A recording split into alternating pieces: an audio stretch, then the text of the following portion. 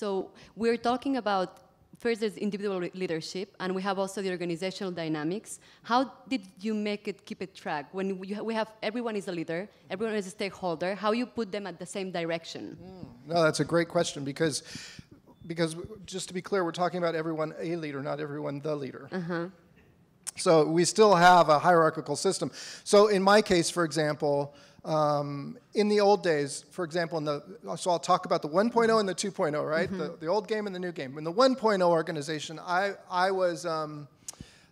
thought my nickname might have been Henry Can I, right? Henry, can I open an office? Henry, can I hire this staff? Henry, can we spend this money? And so all of the silo heads, silo leaders, were basically working in an up and down system, where all of the pressure was sort of the gravity was pulling us into our silos when we needed a wide view.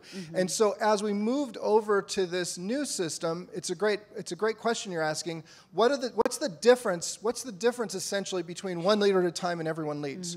First off, my own role, I am less of a manager, less of an authoritarian.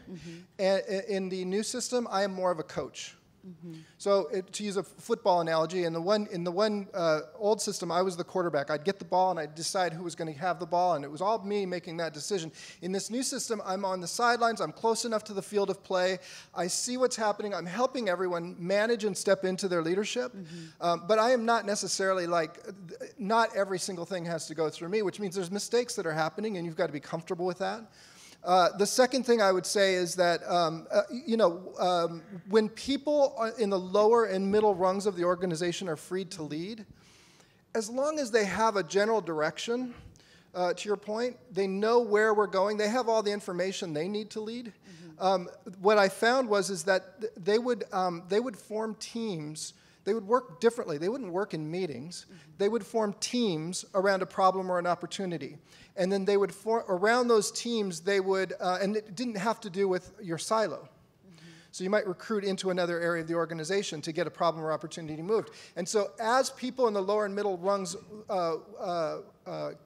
were empowered, folks worked kind of weaved around. It was more of an organism rather than it was sort of a hierarchical system. And in that process, we had more opportunities that opened up, more problems that were solved. We were able, all still moving in the same direction. And if people started veering outside of their mandate, too far out of their mandate, the community corrected it. So one of the very big differences in the 1.0, one leader at a time, and the 2.0, everyone leads model is, in one system you have permission, in the other system you have trust. In the one system, you have an authority telling people what to do. In the other system, it's the community actually monitoring how each other's doing. In the old system, you have, for every problem or opportunity, a department. In the new system, there's a new team. What I'm getting to, in the old system, one person big, everyone else small in any moment. In the new system, everyone has to step into their bigness. So what you have is polar opposite leadership physics. What you understand about leadership, if you try it in the 2.0 system, it won't work. And the reason why this is an important discovery, this is not just a management discovery.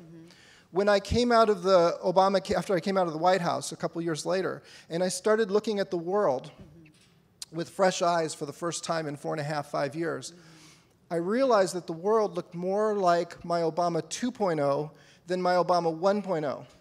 That we are now moving into an everyone a leader world, and that is the polar opposite of how you would navigate the one leader at a time world that we've had for millennia before.